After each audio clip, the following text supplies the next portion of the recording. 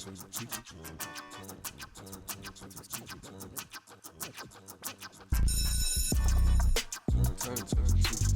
welcome back. I'm Mike. I'm Phoenix. We're the Turntable Teachers, and class is officially back in session.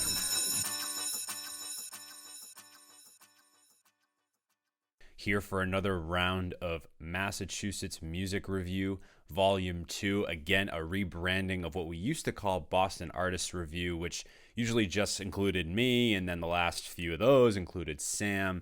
And then, of course, if you've been, a fan of our podcast for the last 6 months to a year, we've had Phoenix Rios, our new co-host, and he is also a Massachusetts artist, and he's going to be coming on here talking about these songs as we continue to just talk about music. We talked about national music as well. We did 2 volumes of new singles review on the national stage too. So, we're just in here talking music, man, and I'm excited to do it. Busting down the doors for Western Mass also.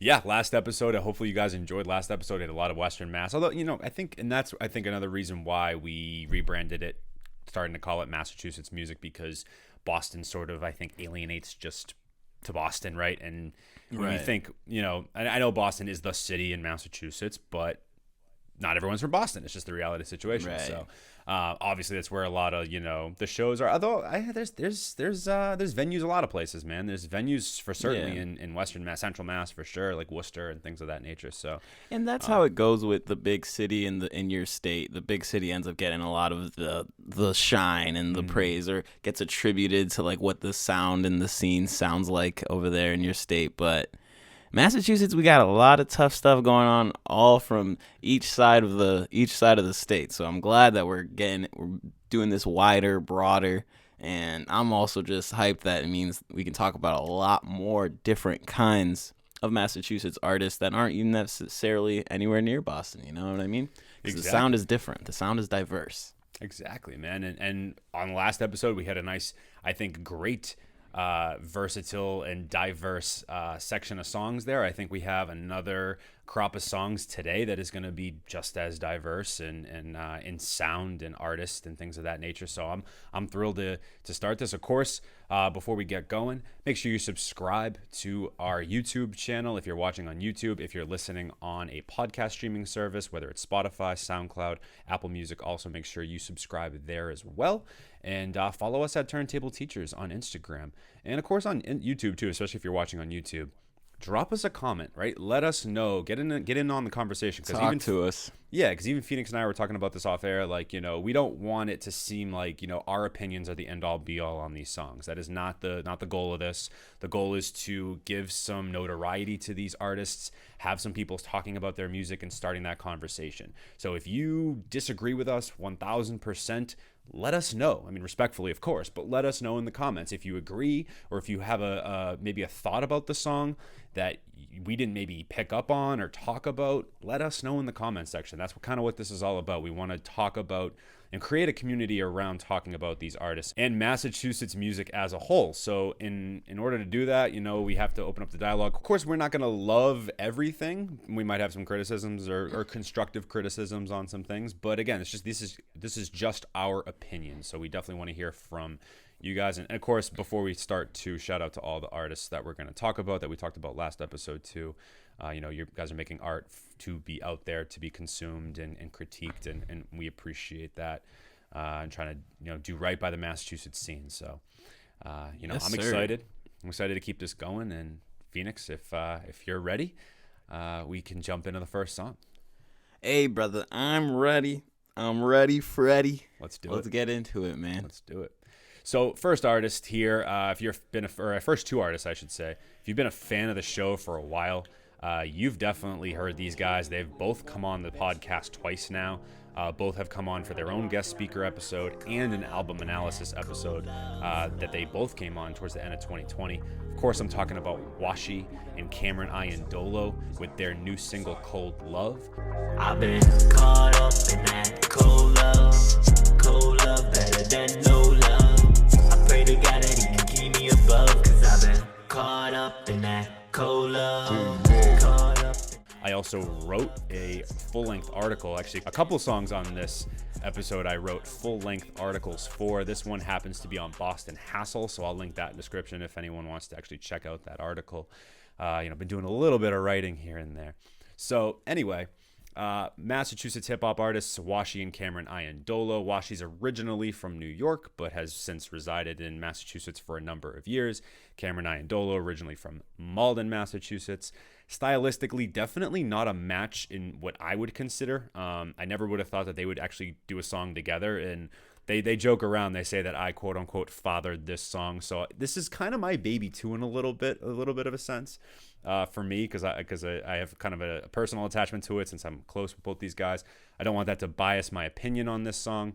But overall, I'll start here and just say that I was pleasantly surprised. And pleasantly surprised enough to write something about it. I felt passionate enough to write about this song. Because Washy typically does more like, almost like I would consider like rap, pop, harmonic melodies. It's more like his style. Right. And then Cameron Iandolo is more in just like of the traditional hip hop, a little bit technique. He's a little more gritty with it. And again, there's elements of this song that in terms of the instrumental that I think suit them both. I think obviously this song features a heavy 808, blended with a lush piano sample and highlights some dark melancholy undertones. I really like Washy's melodic auto-tuned croons. There's part of me that feels it's a little bit too much on the auto-tune side. I almost sometimes wish he would dial back on that just a tad. But I think it fits in terms of the style with the song. And then Cameron has really nice aggressive double time flows on his side of the song. And so that's really where I'll start with this, and I'll get into more like the deeper, sentimental sides of like what cold love really means. But before I do that, I definitely would love to hear your initial thoughts when you heard "Cold Love." Yeah, so Cold Love, Washy, Cameron Iandolo. I remember you had included Washy on your top 20 Massachusetts singles, right? For Cameron was 2020. too. They both were actually. Cameron as well. They both made it. Yeah. They both made a song on there. Right, Cameron's. Honestly, I will say this too. Both those songs I definitely like a lot more than this one. I think this one's just like it's definitely deep. It's dark, but I find more replayability with even still. Growing Pains from Washy that was really high on my list last year, and then of course Cameron Iandolo's In My Head, which funny though because if you listen to In My Head and then Cold Love, the styles really fit very nicely, and it's kind of interesting because Cam hasn't really done a lot of this type of music in the past if you hear like some of his older stuff, so it's very interesting that he's sort of been able to show his versatility a little bit stylistically. But anyway, so those, you're right, those two songs did in fact make my list from last year. Yeah, and that's what put me on to Washy and both Cameron Iandolo. And I really did enjoy Growing Pains. That was very, very memorable for me from Washy. And you kind of went on this whole bit saying that you fathered this is kind of your baby, or a product that's a collab kind of product of you maybe networking and stuff. That's really cool, man. But I guess you're kind of at fault for this as well. I gotta be honest, man. I like Washy stuff, and I like Cameron Iandolo. This one, to me, wasn't it. That's fair. And again, like we said, we had a disclaimer about all of our constructive criticisms, and I hope Washy and Cameron Iandolo can both understand that this is just me judging this single song. And like I've said, I already gave my compliments to kind of, lighten this up. But the Jordan Peterson opening, little intro bit, that was funny. I think anybody who knows Jordan Peterson understands he's a polarizing person. And I think that initially I was wondering where this was going to go. And it was interesting to say the least, but I do have my own feelings separate from Jordan Peterson. But I can't hold you guys. I can't hold Washy or Cameron Iandolo if I don't know how much they know about him, or if maybe just that excerpt was kind of fit the vision for this. But you kind of already spoke about the auto-tune. I guess kind of just going from the beginning of the song. When I heard the auto-tune on Washy's voice, I thought it was a little too much. I thought it was a little exaggerated. And to be quite honest, I felt like it already at the beginning of the song highlighted to me that the the auto tune was a little much, but the mix didn't sound very clear or very crisp. I felt like the auto tune kind of was distorting Washy's voice in a weird way, and kind of was the auto tune was registering on certain lines and bars that maybe didn't need that auto tune effect. But I do think throughout the verse it was kind of just heavy handed in general. And I felt like there are some lyrics that Washy had while he was getting in his rapping bag, which again, I'm not familiar with him rapping, so that was interesting, and I like, at least this feels like maybe he's kind of dipping into different kinds of sounds. But again, I'm not familiar with his whole catalog, but I did like Growing Pains, and I kind of judged him as a R&B-ish kind of melodic artist before this, so this is the first time I heard him spit. I gotta say, I'm trying to keep it a buck. You know what I mean? I'm trying to keep it a buck, so I hope this does not ruin any potential relationships for me to have a Washy song, because boy, I would love that. But I thought the rapping, man, it wasn't necessarily, at least on this cut, wasn't the strongest from either of my brothers on this track right now. Washy had some funny lyrics that I think these lyrics are actually memorable and funny when the situation and the theme of the whole song wasn't necessarily supposed to be lighthearted. Obviously, it was Cold Love. Mm-hmm. Just off that title alone, you can assume that the song is supposed to be dark and what it's about. And the beat did fit that scenario as well. I thought the purchase the drone angle line, that one was and honestly, after his verse and it going back into the hook, the mix stood out again to me as something that just wasn't sitting right. It didn't feel like whether it was the vocals kind of sitting above the beat instead of like within the beat, or just the exaggerated effects to it that exaggerated to the point where I felt like it came off just very artificial. You know what I mean? And obviously, granted, it's auto-tune, and that's kind of the gist of that. But as we know, like, auto-tune can be used very, very... You can use it sparingly and completely change the feel of a track with it. And obviously, there are artists that use it very, very heavily. But it kind of goes with their voice, and it fits a certain thing they're going for. And it didn't quite land for me on this track. And... when Cameron Iandolo's verse came in, I thought that also sounded, the mix sounded really rough. I thought it sounded breathy, and again, kind of stood above the mix. And I'm assuming they, it's a pandemic, so I'm assuming they didn't necessarily record this together.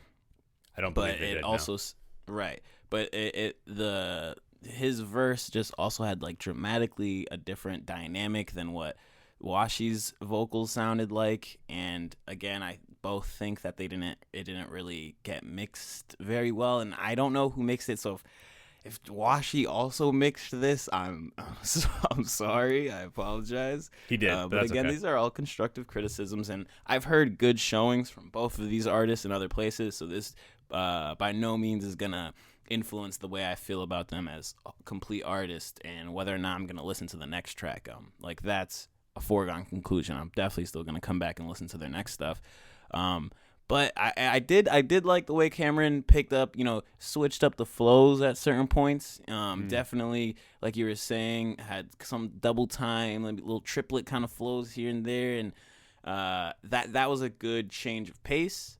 But I think for me personally, the mix, the effects, kind of took away from all of it, and I wasn't really captivated by all of the lyrics at most of the times, and I thought the chorus was overall just a little weak, if I'm gonna be honest. But that's fine. Again, yeah, this is nothing. This isn't me. It's your opinion, man. Yeah, I'm gonna deflect and put this back on the mic as soon as I can. Well, okay. So just a couple caveats. I mean, one, I also agree. This isn't my favorite I've heard from either of them. I do enjoy the song. I know it's I have a little bit of bias in it as well, but I definitely do enjoy the song for sure. But is it my favorite of theirs? Definitely not. I would definitely say that. And what I have heard from both of them, what they have in the vault, is far superior quality to this. So like both the things they have in the vault are like Cam's got some and crazy I've already shit. heard cuts. I've heard cuts that I've enjoyed way more than this, definitely. Yeah, no doubt. So that at least, I'm glad at least you said that, that this is not a reflection on either of them as an artist and things like that. And just because you don't like it doesn't mean that other people won't when they hear it. And of course, like I said, I genuinely do enjoy the track. Some of your points I do agree with in a sense. I do see now looking back on it, maybe there are some instances where the mix wasn't as clean as it could have been. Maybe that was the point. I don't know, or maybe not. I'm not 100% sure, but I think that, like you said, they didn't record it together, so that's just it's kind of a difficult thing if you're not recording it together. But in that sense, it can be difficult at times, or especially if you're not sending it out to get engineered. But typically, Washy does all his engineering himself. So like on his last EP, he did all the engineering on that, and I thought that came out really great. So it's not like, damn it, I had a feeling he did. Yeah, Yeah. he could typically he's a self-taught engineer, and more power to him. I think that's amazing that people are actually picking up skills, especially during this pandemic time. You know what I mean? Like picking up skills that they can utilize and things like that.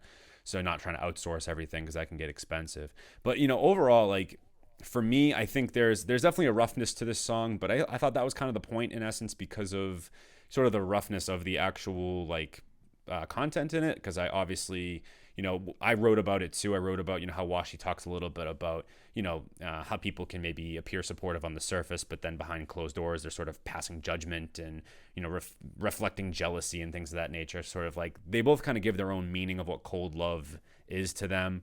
And then Cam sort of focuses more or less on like his journey as an artist, sort of claiming that people didn't support his come up, and those are the same people that now act like his closest fans and friends because he's receiving some recognition and shine. He just had a song with Jaron Benton, so now all of a sudden people are kind of coming back around, being like, "Oh, yo, Cam, you're sick," you know what I mean? When in reality, maybe they haven't been riding with him forever. So I kind of liked the sentiments that they were discussing in the track. So but again, not my favorite of theirs for sure, but I definitely saw some value in it. Again, there's a little bit of bias there. I'll be curious to hear what people have to say about this song and the reception, how they feel. But once again, take our opinions with a grain of salt. Clearly, you and I disagree a little bit on our enjoyability of it.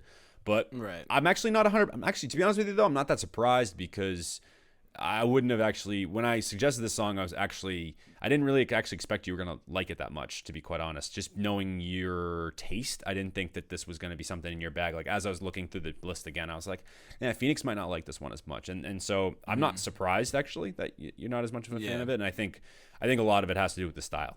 So just because that's not really your typical bag and what you enjoy. And I just got to keep it a buck, I just got to keep it a buck with and you. That's fine. Got to keep it a buck with myself, and I got to keep it a buck with Washy, Cameron, Iandolo, and any of the other artists we're talking about. That in reality, this one I felt like was a particularly weak showing. I've definitely heard things from both of these artists that were better than this, and I think the rapping was just a little lackluster.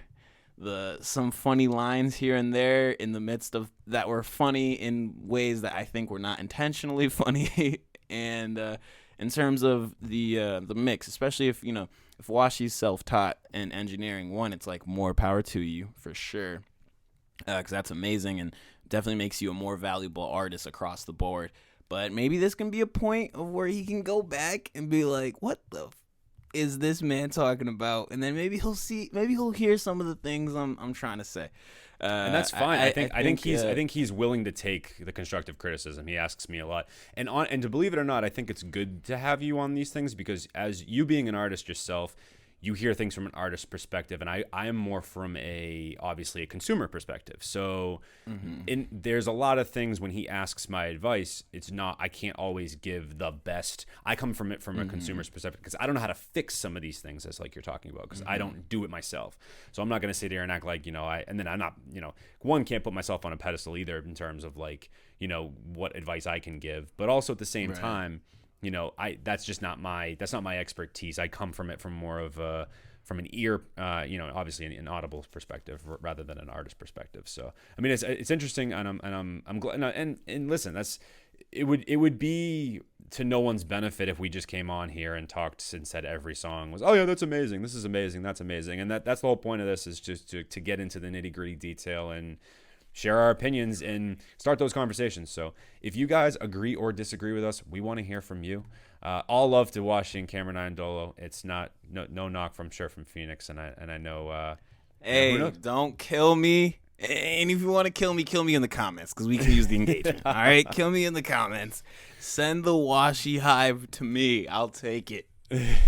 We've both been killed in the comments for different reasons. You and I. That's a fact. In different that times. Is a fact. I don't think I'll ever experience the wrath that Mike's had to endure after mentioning Taylor Swift's name. I don't even want to say her name. I don't even want to. Yeah, let's not even go there, because I definitely won't. It's like saying Macbeth in a theater. It's like exactly. Moving on with the next song in the listing, we have Maeko and Hadji Gaviota with their new song Capricorn.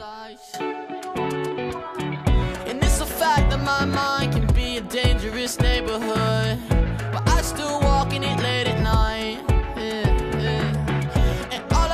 Don't box me in, I don't do labels good, cause I tried that once upon a time. Hey. Phoenix, thoughts? Yes, sir. All right, I'm gonna go ahead. Mike's giving this away because he knows how I feel about the track, and yep. I've enjoyed the track so much that I've had to talk about it off air to Mike already, because I was very, very surprised with how much I enjoyed it.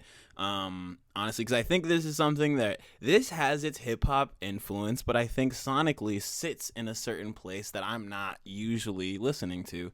And again, I think Mike knows this, but for the viewers' sake, like, I'm a hip hop head through and through. I love rap, and I love to be a rapper as well. But I do consider myself just a big music fan in general, and because I also love art. I'm just in a general sense that I can appreciate things that maybe aren't what I'm gonna play all day by myself, but still see the value in that. You know what I mean? I'm rambling at this point, but Maeko, Capricorn, with Hadji Gaviota. Hadji Gaviota. They killed this shit. All right. It's fine. It's a good song. Killed it's a really this, good song. The beat itself, it kind of gives me a slide Frank Ocean vibe. It's definitely a summertime vibe. And Maeko's, also I've heard of Maeko before, thanks to Turntable Teachers, all of the good finds. And I've heard him before. He didn't quite really stick with me last time, but the beat's colorful. It's really, really fun. And Maeko has this cadence, right? He has this tone that's super unique. Like, it sounds poppy, indie, rocky. Yeah. Like, it sounds, you know what I mean? It has that vibe. But again, a lot of these flows right here and the feel of this and these drums definitely has its hip hop influence. But I can say that to death about everything. But man, just when he starts off, I might dye my hair orange. I'm like, okay, what is going on in here? And I gotta say, dude, this is where I love stuff that's weird. I love stuff that's different. You know what I mean? And I like, I think that kind of line, I might dye my hair orange, is such a good hook for the beginning of, to get somebody interested. You know what I mean? It's such a good hook in, like, why is that? Why would you even? do that? Yeah, why would you say mind? that? Yeah. Why are you picking orange? But orange fits, brother. Yeah, orange fits. And as the song builds on, it's a whole lot of, I might dye my hair orange. I might have a garden in the springtime. I'm tired of the concrete grind. Like it all builds up of, like, coming to ultimately this kind of like this chorus that's just like, yo, let's kick back. It's definitely, like I said, a summertime vibe. Let's kick back, let's chill, let's have a good time, you know what I mean? And I'm gonna refer to these lines, but I could kick them off the top of my head, but I want to make sure I get them right. And it's a fact that my mind can be a dangerous neighborhood, but I still walk in it late at night. Oh my God. And all I ask is don't box me in because I don't do labels good. I tried that once upon a time. Oh my. This man's spitting. This man is spitting. But it's with this this very unique cadence as well, where it sounds, he has a higher pitched voice. His tone that's where it kind of sounds indie rocky, you know what I mean? And, dude, I'm just trying to say he has a sound. He has a unique sound, and these bars and these lines were so catchy and kind of just sticky and specific. And I'm just trying to make a larger point where I think generally with this kind of voice, you just hear it on a different kind of cut, you know what I mean? But I love that he chose this kind of sound. Like, this is definitely finna play at my cookout, you know what I mean? And then to get to the second half, I know I've kind of been long-winded about this. I apologize, Mike. You're good. To get to the second half with the Hadji Gaviota verse, that man kills it.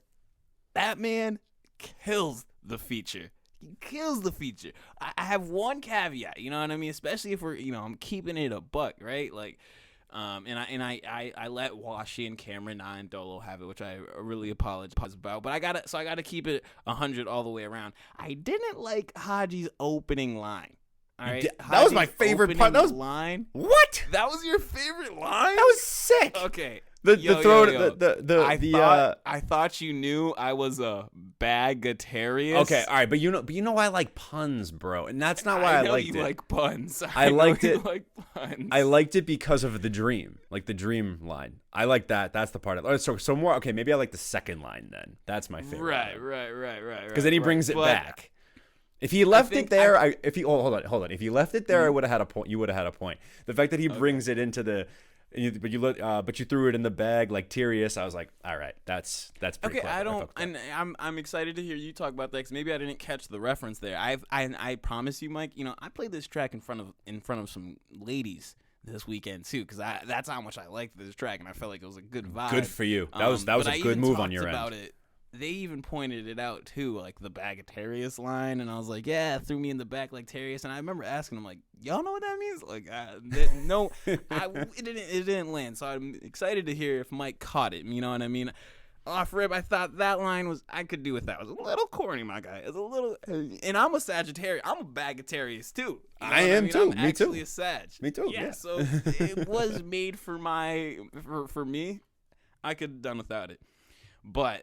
Moving on, and I'll say this: it was memorable. It sure is memorable. Since we're talking, yeah. That you knew I was a Bagatarius. Then you threw me in the back like Tarius. Okay, but moving on from that, like the flows, the melodies, and he kind of harmonizes at the end, and also references the harmony inside the verse. I just thought it was so smooth. It all really fit. My favorite line off of the that track, or off of his feature when he comes on.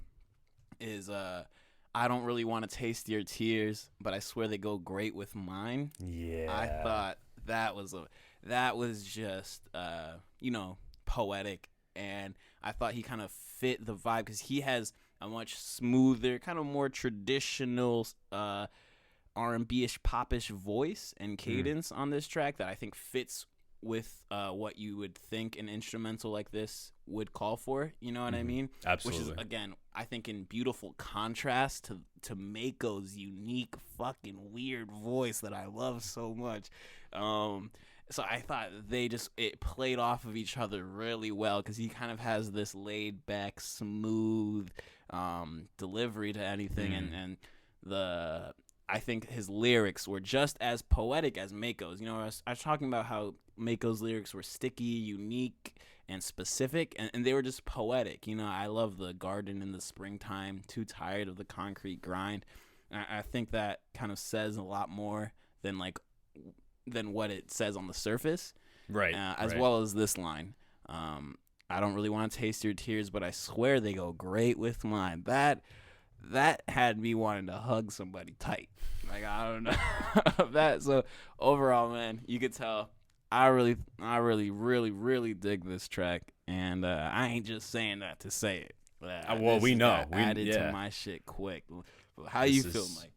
This is yeah. I mean, of course, I know you're being honest because you always are. You're always brutally honest, and that's a good reason why I always have you. I keep you around, bro, because I like your brutal honesty a lot, and I admire it for sure. I agree with a lot of the things that you said. Just for reference too, I also wrote an article for this song. It's exclusively on Mass Music Radio. You can check that out. Link it in the description. So shout out to the Mass Music Radio guys. But dude, I agree. I mean, the soundscape overall of this song, it's just synonymous with like the impending spring season and summer seasons of the East Coast. It's just what it sounds like. You know what I mean? It really captures those feelings of warmth and brightness, and it's interesting because, you know, Maeko's done a lot of like the really melancholy sad boy stuff in the past, like specifically with his last Good Grief EP, and then even a little bit too with Lifelike, even though that was a little bit more of, I would say, like a glistening sort of he really spit his shit on that song. Like he like went in and fucking rapped on that song. I love that song, and that obviously made it in my top 20 from last year. I would be surprised. Check out more Maeko after this. Lifelike with Sleeping Bella. I think I talked about it on the last episode too. Remember that. Yep, that's the one. So that. I love that song. So put it this way, I would be stunned if this is not on my year end. Like, it's that good. I like this song that much. I love the guitar driven sort of indie pop melodies that he was playing with the instrumental. I love that shit. I think DeFrace did that. Did part of the production. DeFrace and somebody else. And I'm whoever else it is, I sincerely apologize that I can't remember off the top of my head. But it just feels like a breath of fresh air, right? It's like a rebirth almost in a sense, and it's smooth and sultry. And I love how versatile Maeko is with like you said, with his music, and it is very recognizable, his voice, and the lines are super sticky. They really stand out. I wrote extensively about the neighborhood line that you had mentioned because that line, dude. It's just so like the imagery is amazing. I love the metaphor and just all of it. You know me. Yes, the imagery. Yes. Imagery. And me being an English teacher, right? I'm into that shit. I love the imagery. I love metaphors. It's all in my bag, snaps. Right? What do you think he meant when he said that? You know what I mean? Like, you got the poetry snaps thing down. And speaking of bag, so for context, right? So what I interpreted from Hadji, who by the way is a New York artist actually, so it's really cool that he was able to jump on it. So we're getting a little bit outside Massachusetts, but of course he's a feature, and I really enjoy the fact that he brought in the Dream on that, like the Dream reference, because I guess the Dream's first name is Tyrius or something like that. Tyrius something, I can't remember his last name. So that was in reference to him with that. So again, I can see the you know, maybe how like it's kind of a little corny or whatever, like the Bagatarius or whatever. But you know me, I like that shit. So like, it's just I'm one of the most I love my dad jokes. You know what I'm saying? I'm like I'm one of the dudes that's not a dad that loves dad jokes. It's just who I am. Yeah, so like for me, I thought it was a play on words, and then it got a little deeper quicker, right? It got like a lot more, like you said, poetic and more deep. So like, definitely, I almost feel like they both came in to their verses with something that was very, very, very memorable, whether you fucked with it or not. You know what I mean? Definitely. So like with very Orange playful, very playful, both too. very like playful, like a lighthearted kind of opening line, which I did think went well. Yeah, and I think with Hadji specifically, that's what really impressed me so much about it, because his ability to sort of I'm guessing, maybe I'm wrong, but I feel like he would have heard Maeko's opening verse before he put his in. And for him to have the wherewithal to be like, and again, just the musical genius of Hadji in a sense, where it's like, yeah, you know what, I'm gonna play off of Maeko's verse and come in with a line that's a little bit, fun and lighthearted, right, to sort of match that, and then get a lot deeper, just like Maeko did. So definitely, but it's all surrounding this very like, just warm, bright, poppy sound. I mean. It's joyful. It's serene. This should be a staple in everyone's spring, summertime playlist, no matter where you live, whether you're in Massachusetts or not. For real. There is, And I love that you played this for ladies, because you were kind of talking a little bit off air. You were saying like, yo, I can't even like say that tell my boys that I like this. And now it's out there. Now it's out there. Your boys know it's that out there for sure. Right. It's out there. Well, it's out there. I was saying, you know, this isn't. I did tell you. That's funny. I forgot I told you that. Mike's talking about. I called him off air. I was telling him, not called him, but we were talking about this, whatever. And I tell him, yo, that Maeko Capricorn track is tough. And I was like, it's not something I'm going to play with the guys. You know, it might not necessarily be something I will play with the boys.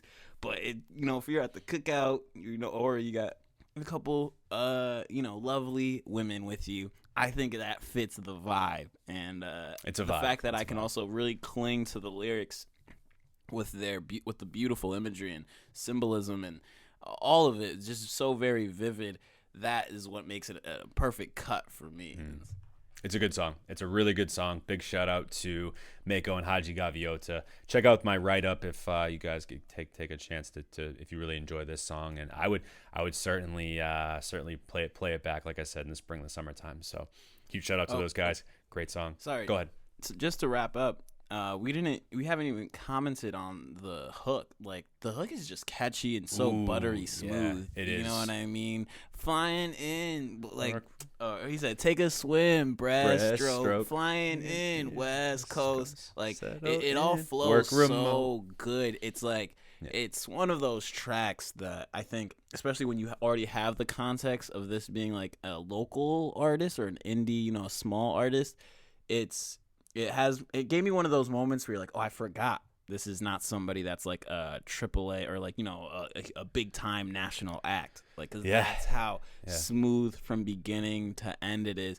But then again, it has that uniqueness of just Maeko's voice, the content, the I don't know, just how poetic it is from beginning to end. It's clearly could be something you could have in the background, or you could be a nerd like us and dissect it. And like, I think it'll, you'll see a lot from either of those sides. Exactly. And so huge shout out to both these guys for one hell of a track, and certainly one that's going to be in heavy rotation for me in the upcoming months as the weather gets nicer. It dropped at the perfect time, right? As the weather's getting nicer and things like that. Yeah, it's perfect. And I feel like I can't wait to like play that sleeper. Like, you know what I mean? In case people don't know it, when I put it on, I know it's going to get a reaction. I know it is. I already know the words too. So. Yeah. Oh yeah. All of it. It's a very memorable song, and I feel like I agree. Same thing. It's like I love those moments when you can play songs like that and it's going to get a good reception. So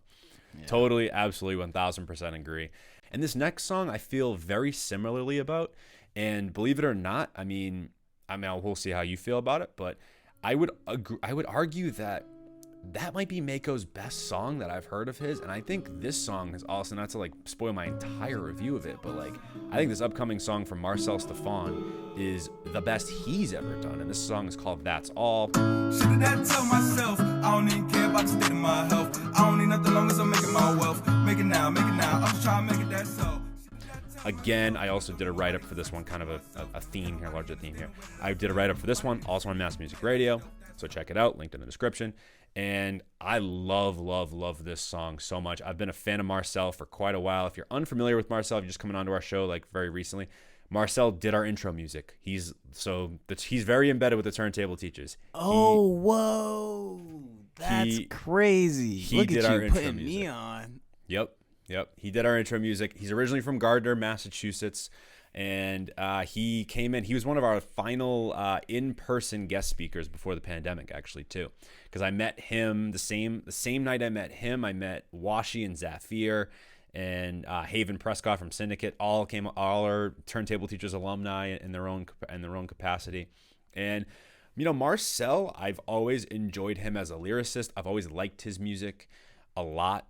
But I have never replayed a song in his discography like I have with this one. And That's All. It's very genre blending, which is very different from what he's done in the past. He's more of a gritty, old school, not so much old school, but he definitely has more of a gritty sort of boom bap kind of sound. Maybe? Yeah, I would say boom bap is probably makes a lot is a good solid description of it. But he airs out just thoughts from multiple perspectives on this song. It's very introspective as a whole. he really juxtaposes like his aspirations of like making it in the music industry with also his insecurities as well. He like contemplates his dreams as a full-time musician. He conveys like certain imageries of like luxurious cars, voluptuous women, expensive liquor, all through this kind of like melodic, nonchalant delivery, highlighting some of like society, like basically just highlighting like society's portrayal of fame, and kind of realizing that like, hey, like this might not be like like my version of success shouldn't have to be the standard that we see in like normal, entertainment industry type deal.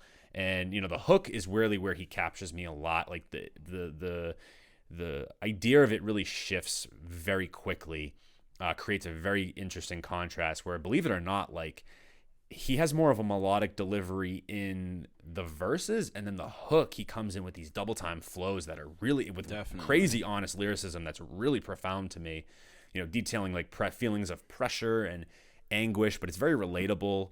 And it ultimately becomes like this self-reflection of like his own worth. Like, I'm just trying to make it, that's all. It's very simplistic on the surface, but the constant repetition sort of emphasizes like this urgency for him to manifest this version of success. Has a hard time keeping it real with himself. And then there's even some imagery that's like, can be a little bit even jarring to hear. Like, he talks about, looking for a cross just to nail myself. I think that's very controversial and very chilling even to hear. But then, then he gets very stubborn as well. Like, don't nobody need to see me. I can play it like stealth, sort of acts like a defense mechanism to prevent others from like harming him and kind of getting away from the criticism and things like that. Doesn't want to be complacent where he is right currently. And so I really just love how thoughtful he was on this song. And not that he's never like not thoughtful on his other music. Like, if anyone, hears his older stuff, like you'll hear it, but it just sounds so clean here and so vivid and detailed. And the instrumentation is really what I love so much about it. It almost has like this like folk sounding acoustic guitar loop that's really cool, and the aesthetics raw and emotional, but it just conveys a mood that is just so profound to me in a lot of ways. Like, this is probably one of my favorite songs on the listing, compared to from volume 1 that we did a couple days ago, and also recorded a couple days ago, and this volume as well. This is probably like in my top 2 or 3 songs, really. Washy and I were joking around when this song came out. We must have, he was telling me, yo, like, I've literally played this song like 17 times today. Like, you need to listen to it. And I listened to it, and then I probably played it like 10 times, like the same night. I was like, I've never played one of his songs so much. So huge shout out to Marcel. On repeat too. Oh, it's so good, man. I thoroughly recommend this song. If you guys check, definitely want to check this thing out. And I'm obviously curious to hear your thoughts, Phoenix. And it sounds like you enjoyed it too. Definitely enjoyed it. You did a good job describing every reason why it's great, honestly. I think, first off, I love guitar samples. I love, having guitar on anything hip-hop. And I loved the fact that, like you said, it was an acoustic guitar with like almost a folky kind of feel after it was indie looped, sound, which is real dope. But it has those drums, and the way he's rapping on it is keeps it hip hop, which I love. I think the hook is definitely my favorite part. It's a super solid hook. I remember running into Marcel. It's Marcel Stephon, right? Mm-hmm. I remember running into his page. Honestly, I don't remember. I do remember how you told me it was an artist that made our intro music, and I didn't remember or didn't put together that Marcel Stephon, that it was this artist.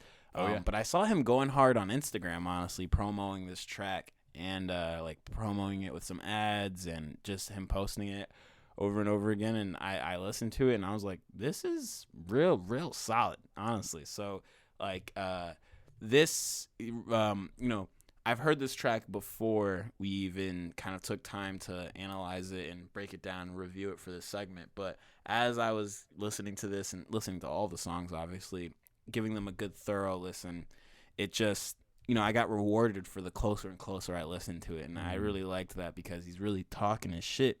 And I think the kind of like you said, the verses are a little bit more melodic and more laid back than what the hook is, and I like that a lot.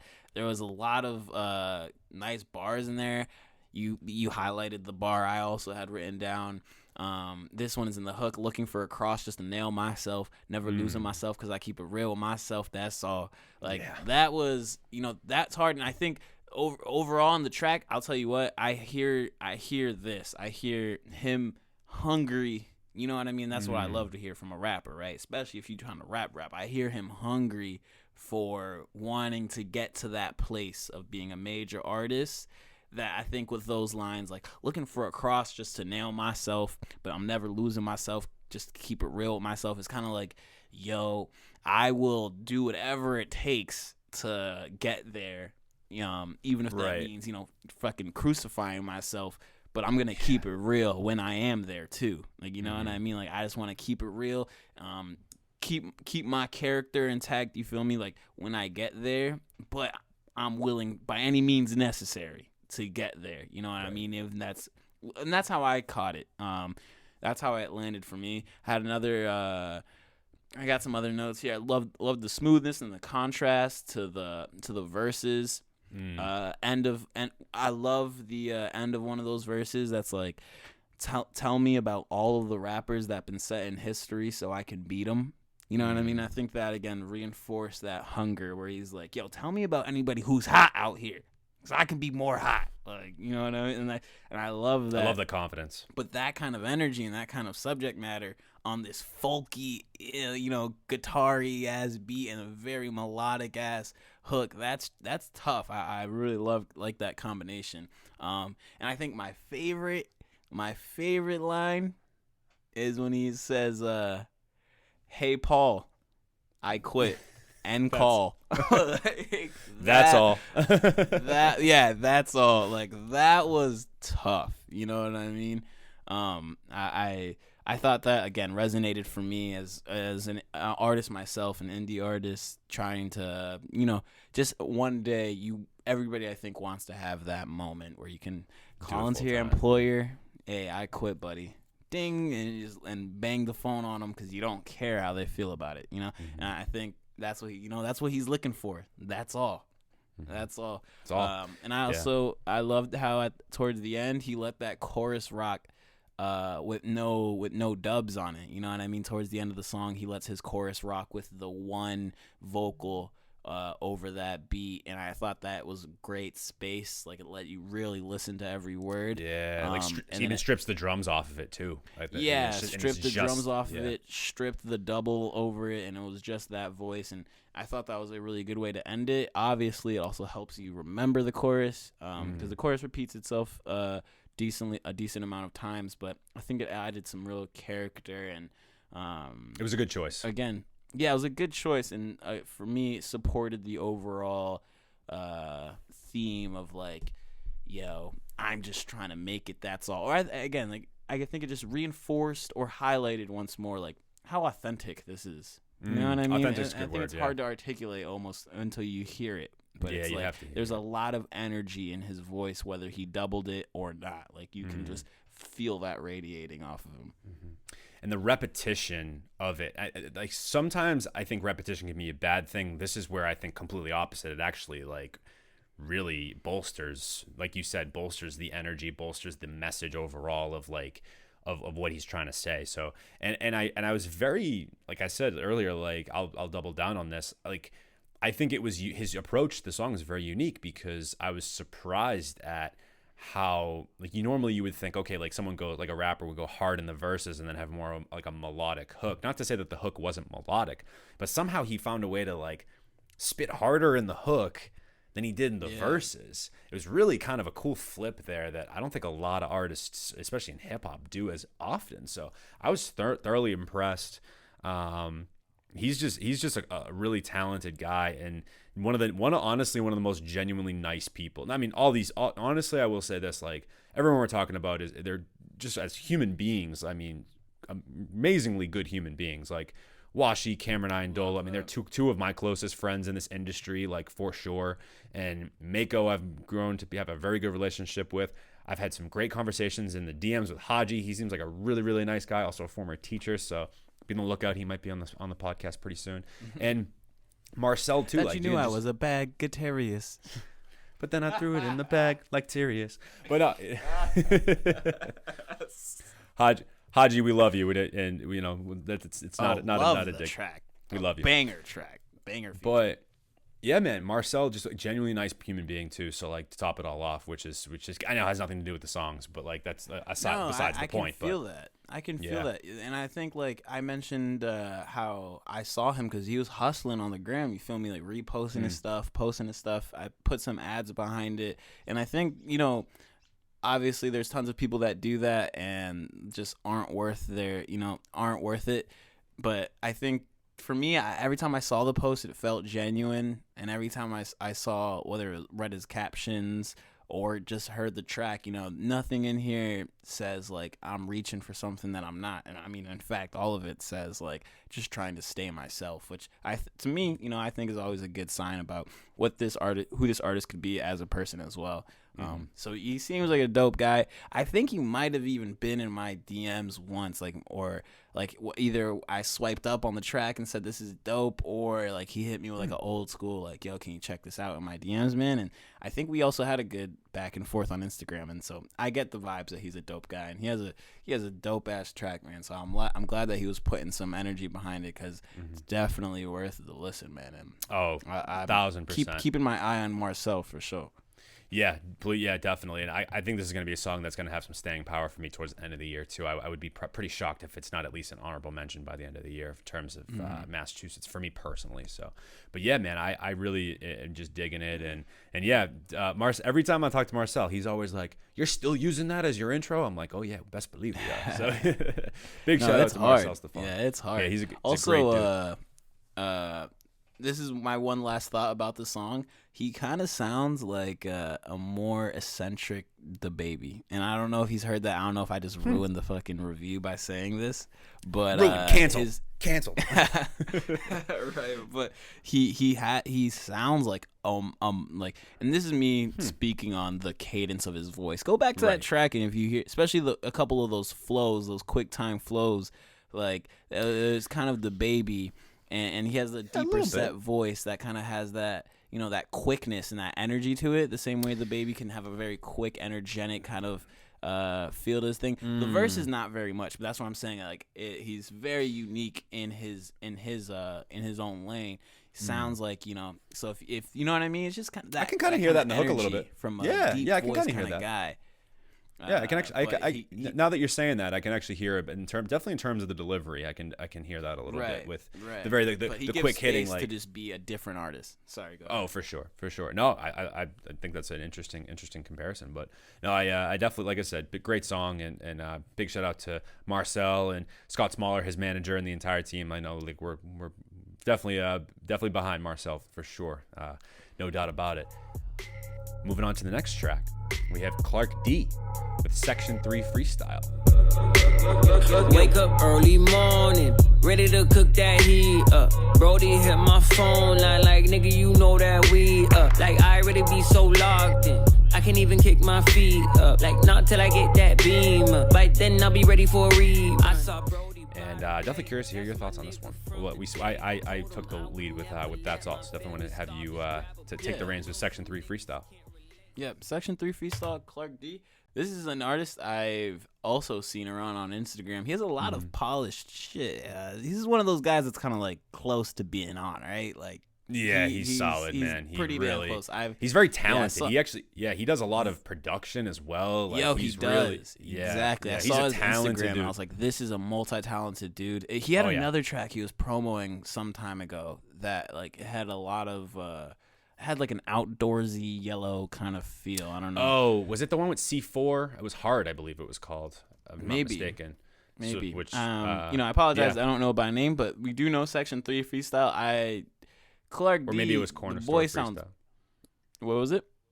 Or maybe it was Corner Store Story. Could have been one of those two, because those are his two most recent ones. But yeah, man, he's a really talented guy, no doubt about that. Yeah, he has a polished sound. Like he just sounds clean. I love the beat of the Section 3 Freestyle. He kind of comes in with these with this cold, laid back kind of delivery. Homeboy was sounding a little bit like a 2021 version of Pusha T. Like he has kind of like I'm talking about the way that he was letting each bar breathe. Kind of reminded me of old Pusha T kind of vibes. But still rode the beat very well too, you know? Yeah, and I actually have this. I have a Pusha T / 2 Chainz vibe somehow. And I think some of that was like he has a couple of these bars and punchlines that are a little bit funny, a little tongue in cheek. That I don't know, definitely the way he rides the beat and lets them things sit. You know, he's not overdoing it. It's real laid back and chill. It's some baller shit, honestly. Yeah. I did say I would have wanted a couple more dope punchlines. You know, I think something with like a freestyle track, right? Section 3 freestyle track, which I think is funny. I don't know if that's a reference to some Section 8 shit. Like, I don't know if, but I think with a freestyle track, usually like this, he's like, Mike's like, nah. I have no idea.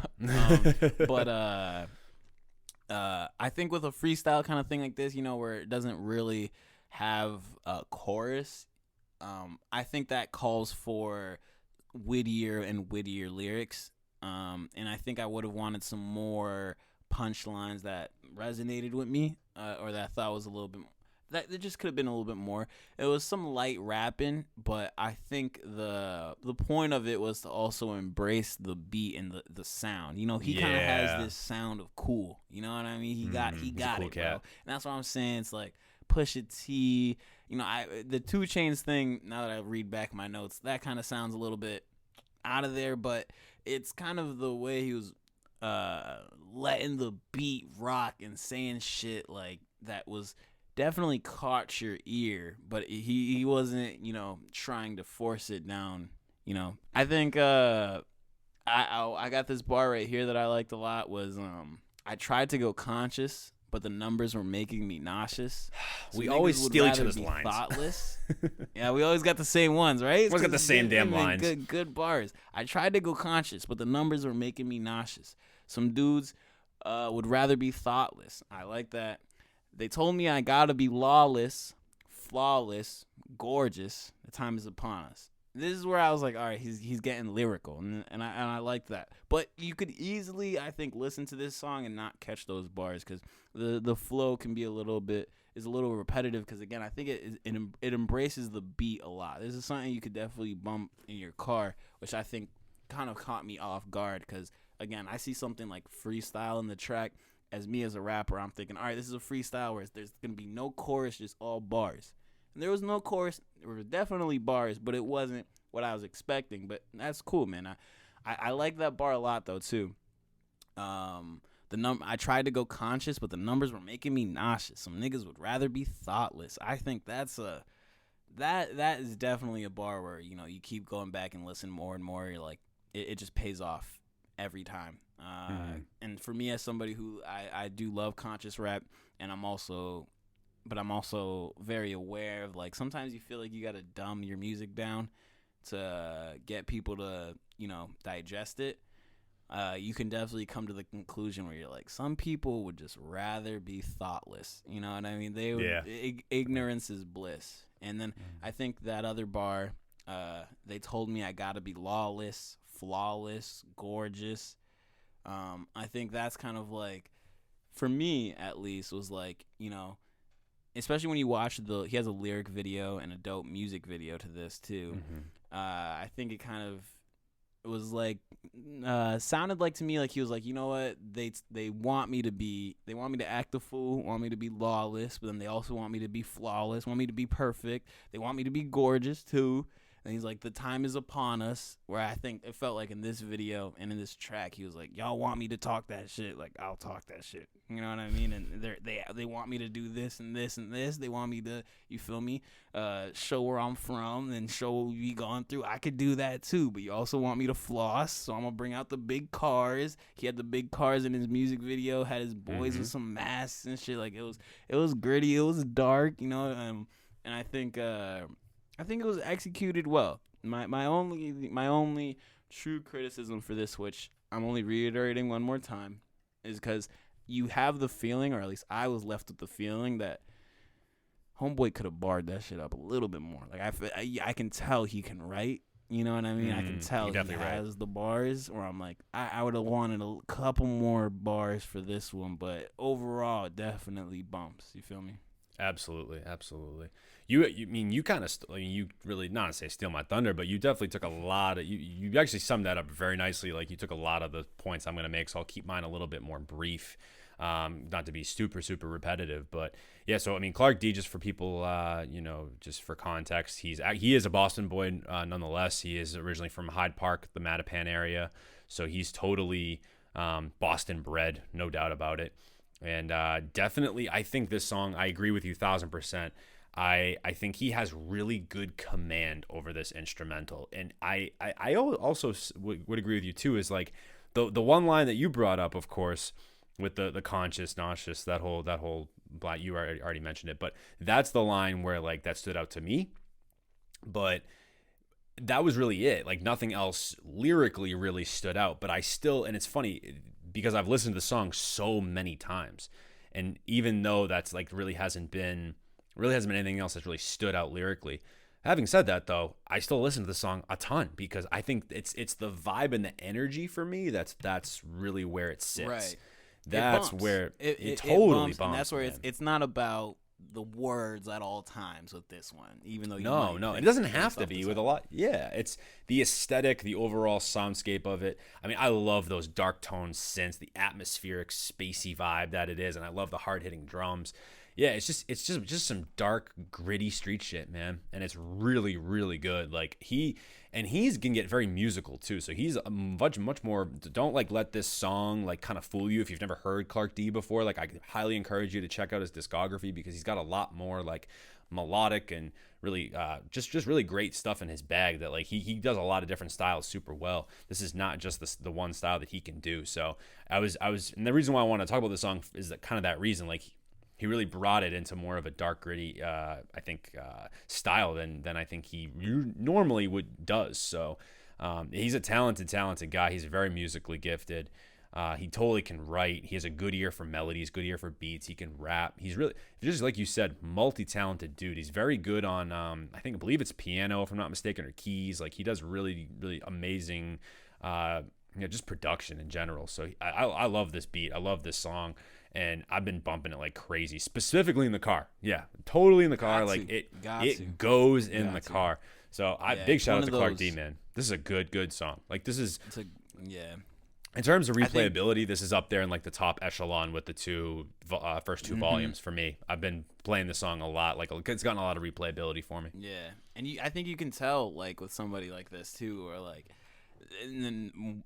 To kind of underline like what I was saying is like you can tell like he's kind of almost going light on this and just letting it rock. You know what I mean? Exactly. I think it's always really easy to tell when somebody's an MC and they got a pen. You know, because even with we were kind of talking about maybe we would have wanted a couple more punchlines in terms of like the lyricism, but the things that he does thread in there kind of lightly shows that like he could get into that bag too. So I'm definitely going to be checking out a lot of his other shit because it sounds like it could be, he's very versatile. For sure, no question about that. So big shout out to Clark D, doing some big things in the Boston area, and great song here with Section 3 Freestyle. We got 2 songs left, and the next track we have here is Shane Dillon with Storm featuring SeeFour and Naledi Masilo. Look, life is a gruesome scene, the fakest, the truest things. Materialism screams, but little by little dreams. Shot at with triple beams. Fear is the newest fad. You getting too attached, you're about to go catch your bag. I believe that's how you pronounce it. If not Naledi, I sincerely apologize. And there's a few other artists that get some credits on here too. I just want to point out super quickly. There's a brass section that is led by Tim Hall, Miles Kainstein, and Matt Estabrook. And then JP Heston also adds some bass, and there's some percussion on this song as well, done by Ramarna Campbell. So if I mispronounce anybody's names, I sincerely apologize. But I wanted to point that out because this song has a lot of live instrumentation, which I think is a really great staple with this song specifically. I love that aspect of it for sure. So Shane Dillon is more of a composer, and a producer than he is. So he doesn't have any vocals on this song. He's specifically somebody that does the piano and the keys, and he obviously composed the track. So he's really a very talented guy in terms of composition.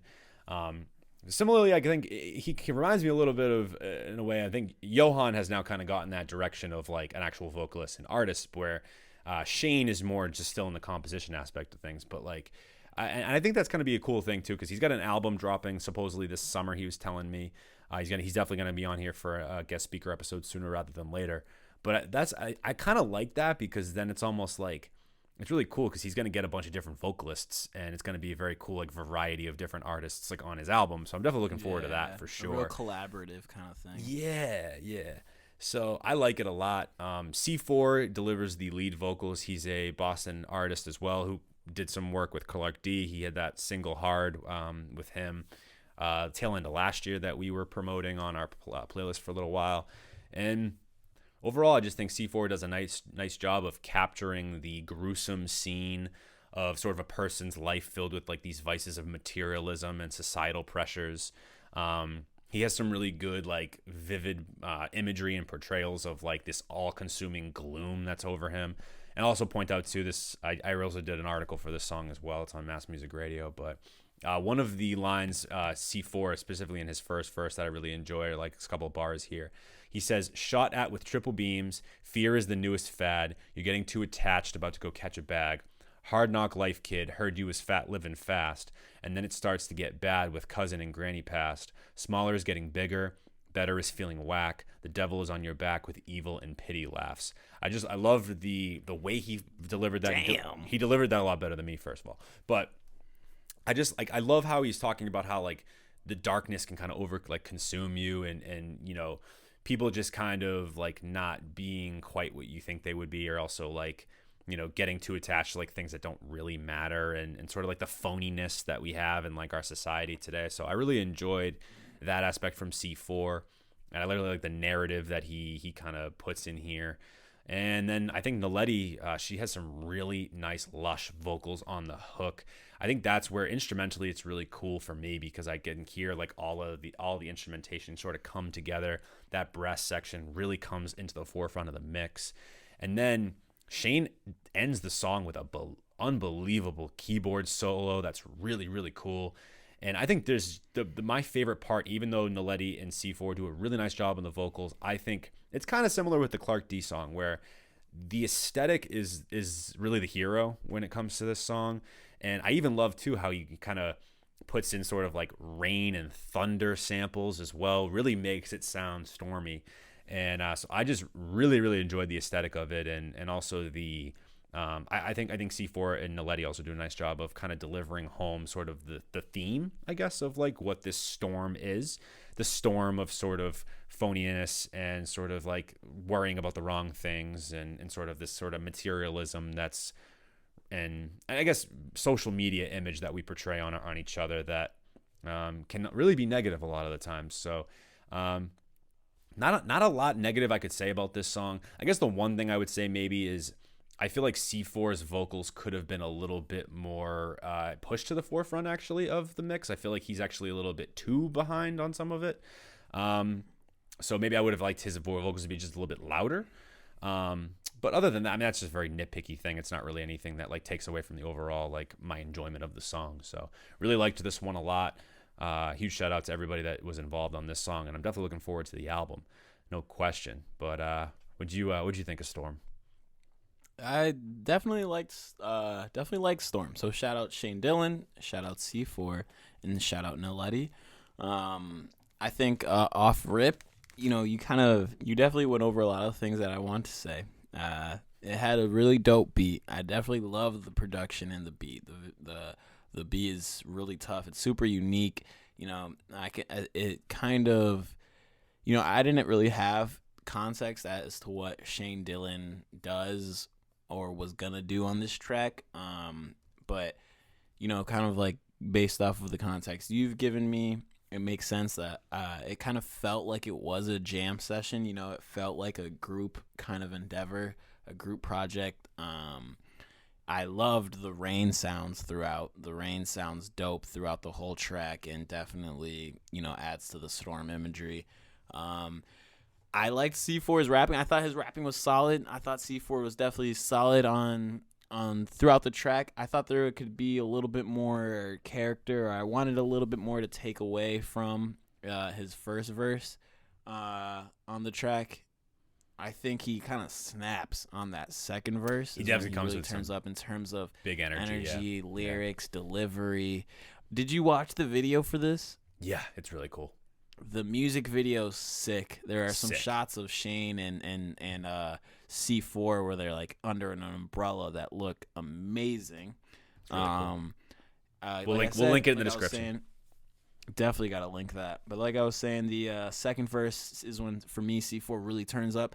The bars that I got right here, because he was packing a lot of bars in too, because he was rapping fast, he was rapping quick. He did rap, yeah. I thought I would have wanted that kind of energy and emotion in his voice throughout all of it, where I feel like he didn't have as much of a presence on it in his first verse. But that second verse, and I'm pretty sure these are lyrics in his second verse, but being social ain't the norm. People pay me to perform. I know my heart can be warm, but I just can conform.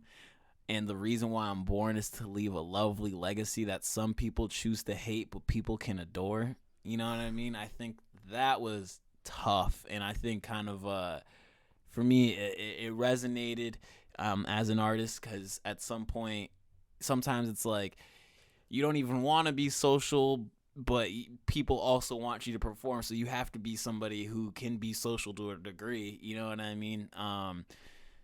And I love the reason why I'm born is to leave a lovely legacy that some people choose to hate, but other people can adore it. And that was kind of like, I think, especially matching the storm ideas, like, even through the stormy weather, you're kind of like, I got to push through somehow. But sometimes it can look really dark, whether it's people not rocking with you as a person, they're not rocking with you as a musician.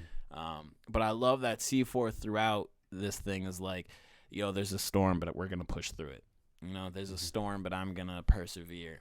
And people might choose to hate me, but some people might choose to love me. So and I think those are kind of, for a little pun, that might be the silver lining in the storm. That might be the silver lining in the clouds right there. I thought overall it was a cool, unique kind of collaborative thing that I felt like I heard different sounds come together. Naledi's vocals definitely were beautiful. Those sounded really good. Very beautiful. Almost would have wanted to hear them a little bit more, or maybe give her a couple runs throughout the track, or backing vocals. But when I did hear her, I thought it was really dope. I already kind of complimented the music video. I did have some points during the music video where it felt a little student filmy. You know what I mean? It felt, you can kind of see that in certain times during the narrative looking shots that, these people are musicians, not necessarily actors, or even some of the actors in the student film, they might not have the most experience. That is by no means trying to take away from it, just something I noticed.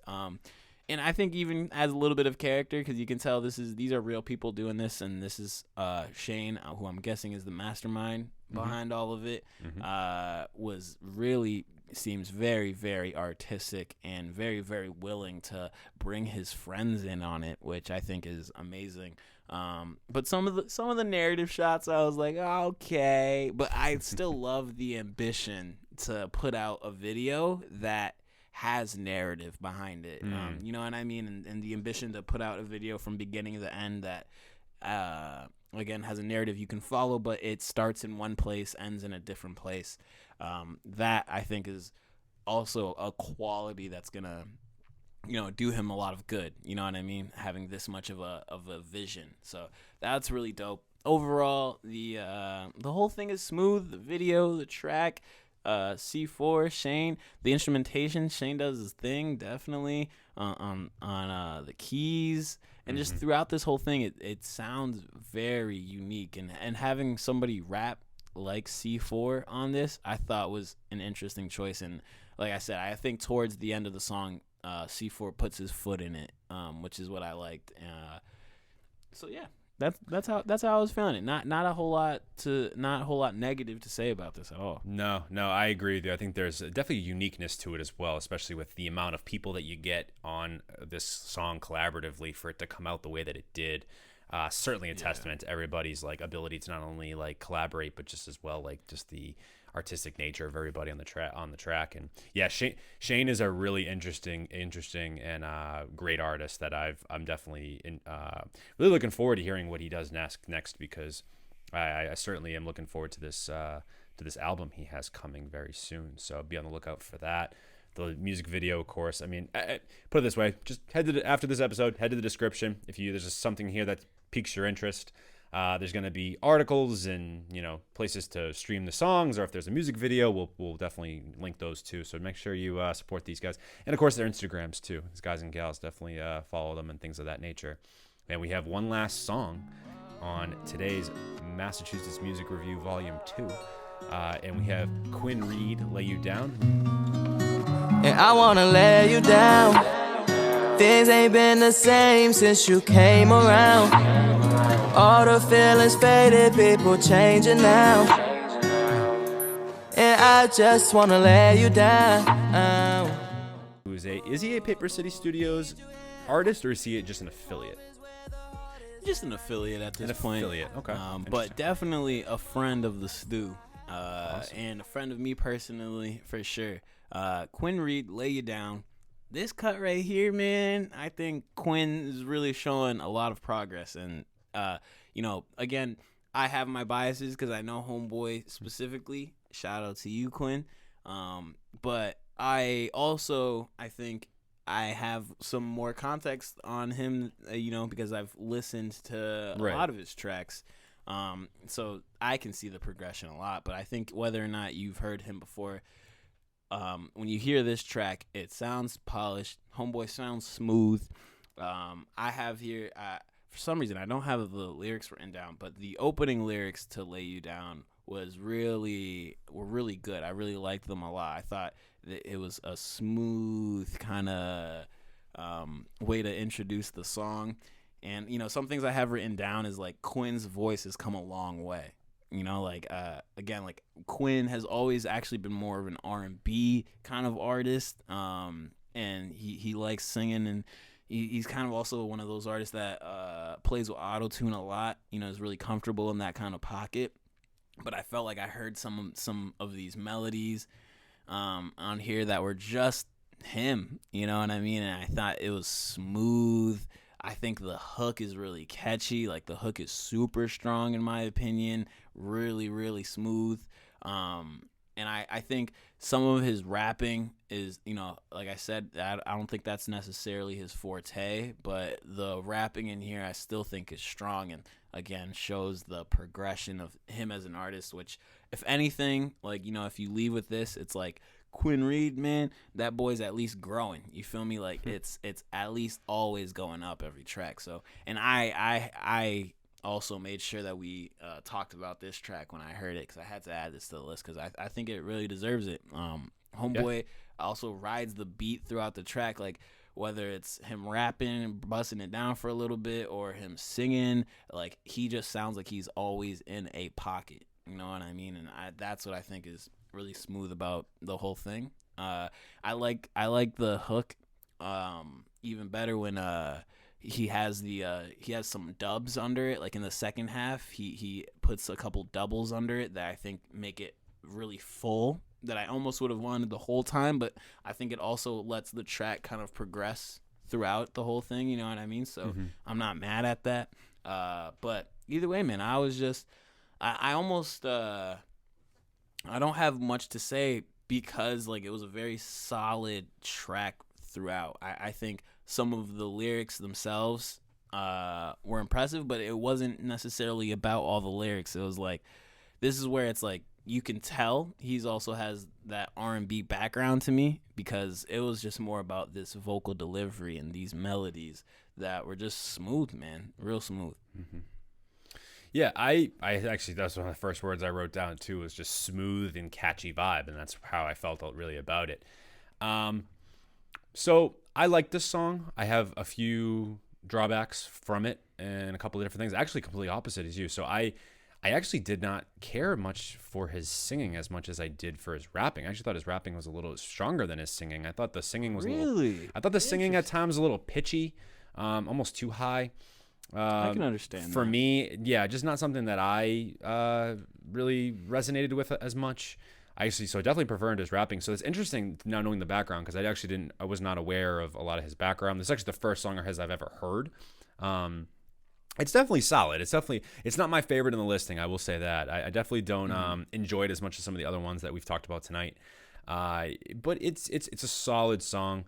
The acoustic guitar chords are really great. I like that aspect of it. It kind of gives it a like a sad boy melodic sort of. So I can kind of see where he's going with that a little bit. Kwynn, sad boy is your bag. You know that. So if that's his bag, then definitely his bag. If that's his bag, then that's great. And the other thing that I really like about it, and a good way to get me really interested in a song, is the high pitched vocal sample that he uses. I think that was a really great touch as well. So there's definitely a lot of elements to the song I really enjoy.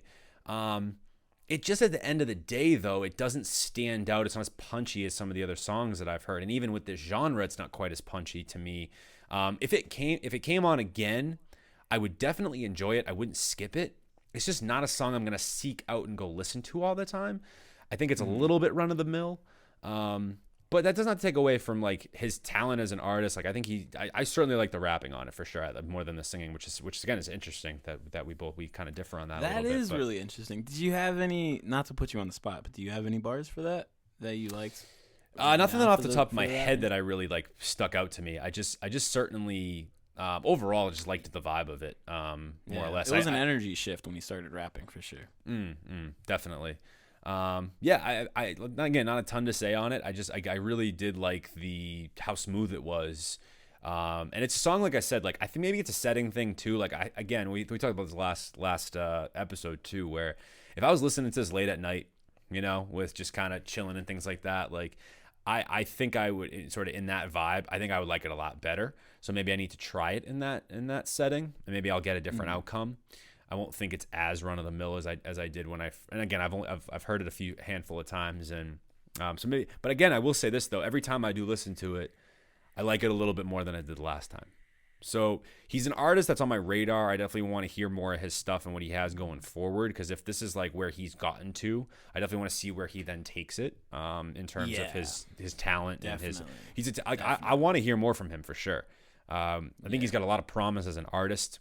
And he's got a good ear for melody, man, because I love the melody on this thing, and the vocal sample, like that is great. Those elements are awesome. I just think the singing needs a little bit of work pitch wise, and if other than, and maybe if he could give a little bit more punchiness in the delivery of it. Besides that, not a lot bad to say about it. Not a lot of just to say about it in general. I think this is a good vibe song that people should definitely give a try if you like this style.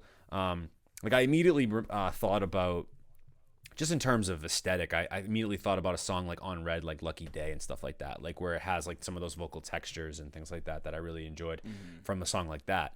If you like R&B and melodic style hip hop, I think you're something that you'll definitely enjoy. Definitely. But yeah, definitely looking forward to hearing more.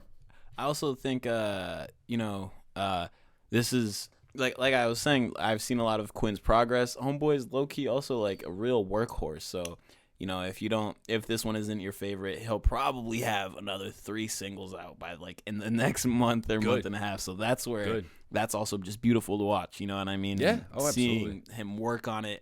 And today, or for you, the rapping was really strong. Somebody who knows him as an R&B kind of artist, the rapping stood out to me differently. So I think that's the funny part about this whole thing, and this is where it's like you win some, you lose some as an artist, but the only thing you can do is go up to bat again. You know what I mean? And that's where that's where it's really admirable about Kwynn is like his output. He puts a lot of stuff in, and I know not to talk about homie's situation too much, but I'm pretty sure he's making all his shit from his room, man.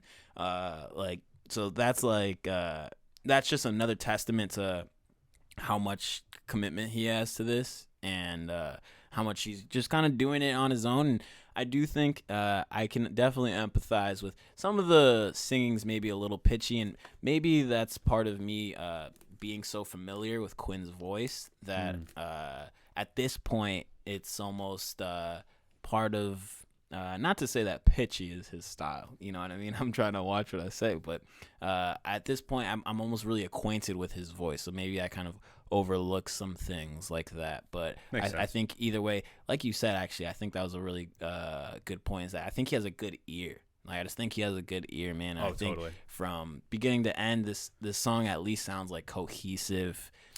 Definitely, entertaining. definitely. You know what I mean? Oh yeah. No, there's nothing like egregiously bad about this song whatsoever. I mean, even nothing bad. I mean, I would just say again, like if you like pitchier like vocals like this, like that a little bit more, like you know who I almost like liken him to a little bit is Guap Dad 4000, a little bit. Really? A little bit. Damn, that's a specific ass. Could you elaborate? Just on the pitchiness of his delivery, because Guap Dad's very pitchy, and but he's very popular. People really like that. You know what I mean? They like the off kilter sort of almost like, you know, opposite. Even Future has songs like that where you can like he tries a note and you're like, dude, what the heck was that? But somehow like he makes it work. You know what I mean? Like so I feel that. Yeah, exactly. So Guap Dad 4000. And the only reason why I said Guap Dad is because of the sort of I don't know, just again, like I keep using the word pitch, but their vocal pitches were a little bit similar in that sense. Like, not to say that he's biting Guap Dad by any stretch, or that he sounds like him, or he's trying to sound like him. Definitely not. It was just something that had kind of dawned on me just now, actually, believe it or not, because I think I was listening to Guap Dad's last project not super long ago, like maybe a couple days ago, and I was thinking about that with Guap Dad, where I was just like, you know, some of the songs miss for me for sure. So you know what? Maybe it's just that style, because some of Guap Dad's songs hit for me and some kind of miss. It just depends. Yeah. And well, I think that's a good kind of example of when, you know, sometimes like these artists don't always need to technically be the best artist. No, you know what I mean? no. Sometimes it's a feeling and a personality kind of thing that makes it resonate, and which is what I think Kwynn's built up, because Kwynn definitely has a solid following around here in Western Mass. So yeah, and like I've said, I feel like I've almost become acquainted with his voice to the point where like some of those things maybe I brush off just because of how familiar I am, or whether it's like I like the idea of the song, the concept of the song is solid, which I think is the case with this track. But yeah, I still think Kwynn has some room for improvement, but the best part is that he's, I think, aware of that and committed to just putting more stuff out.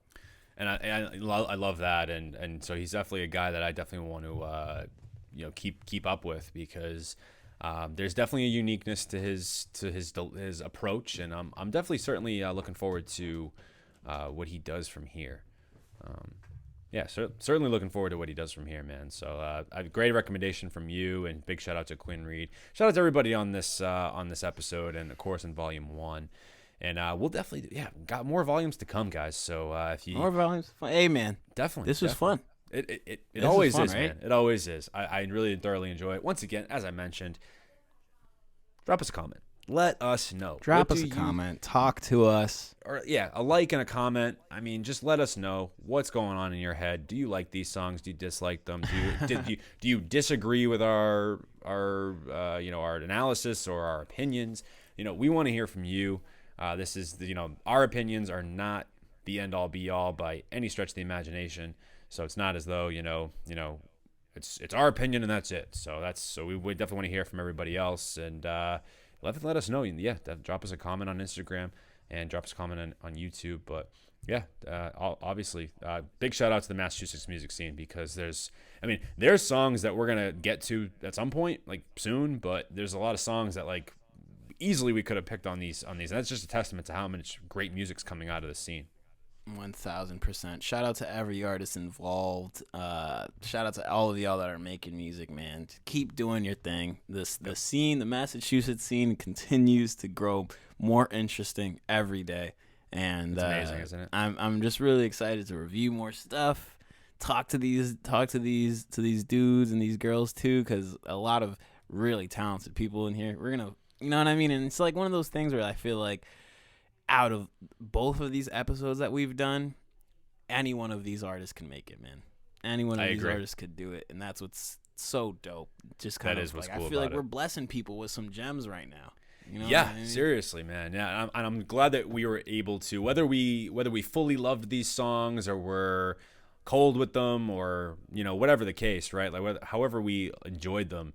The point of this was, as always is just to give these artists and these songs a place to have some commentary and talk about them and put them on and bring new ears to them. So hopefully, if you are not familiar with the Massachusetts music scene at all, if you're not even from the area and you're just like trying to hear what the scene sounds like, hopefully there was something in at least this volume, if not the other previous volume, that you enjoyed. And we got plenty coming to, we got plenty more coming, so I'm really excited to continue doing these. And if you're a part of the music scene and we didn't get you and we haven't heard you and you want to link something or tell us, DM us, leave something in the comments. If we're bugging for leaving you out, we'll make sure to put you in next time. Like, no doubt about it. No doubt about it. Let's talk, yo.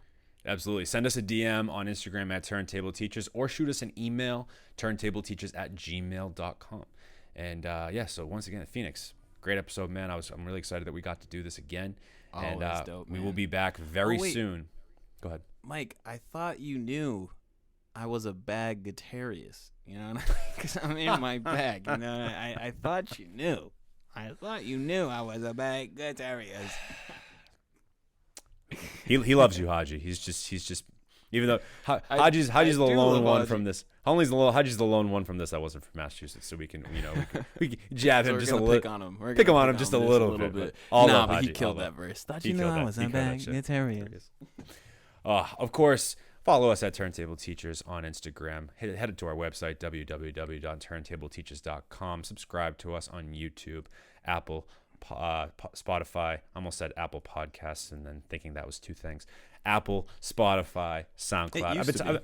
It actually did. Yeah, we've been talking a long time though, so that's just the fumbling is starting to happen. But anyway, appreciate you guys being here. We will be back with more content very soon, and keep up with our guest speaker episodes. We got plenty that have already dropped this year. Make sure you go check those out, and we got plenty coming. Some really good gems of guest speaker episodes coming. On top of the ones we just dropped, so definitely give those a listen. And that's it for us. Without further ado, I'm Mike. I'm Phoenix. For the Turntable Teachers, and class is officially dismissed. Turntable Teachers.